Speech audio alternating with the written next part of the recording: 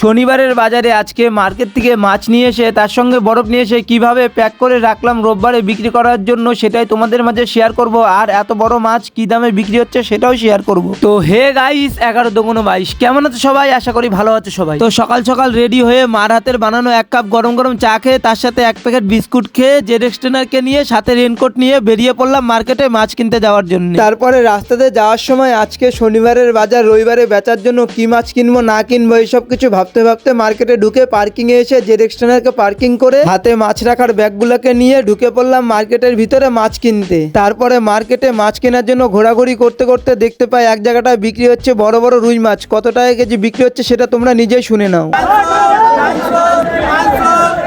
তারপরে আমি আবারও সামনের দিকে এগিয়ে আরো কিছুক্ষণ ঘোরাঘুরি করে আমার বেচার জন্য মাছ কিনে পার্কিং এ মাছগুলোকে নিয়ে এসে কিছু মাছের ব্যাগ সামনে নিয়ে কিছু মাছ হাড়িতে নিয়ে জেডএক্স ট্রেনারকে পার্কিং থেকে বের করে বেরিয়ে পড়লাম বাড়ি যাওয়ার উদ্দেশ্যে। তারপরে বাড়ি আসার সময় বরফের দোকান থেকে বরফ কিনে বরফ নিয়ে বাড়ির সামনে এসে জেডএক্স ট্রেনারকে রেখে বরফের ব্যাগটাকে নামিয়ে মাছের ক্রেটগুলোকে বের করে সুন্দরভাবে প্লাস্টিক দিয়ে গুছিয়ে সবকিছু রেডি করে মাছের ব্যাগগুলোকে নামিয়ে সব মাছগুলোকে সুন্দরভাবে গুছিয়ে বরফটাকে ভেঙে বরফ দিয়ে প্যাক করে রেখে দিই রোববার দিন বিক্রি করার জন্য।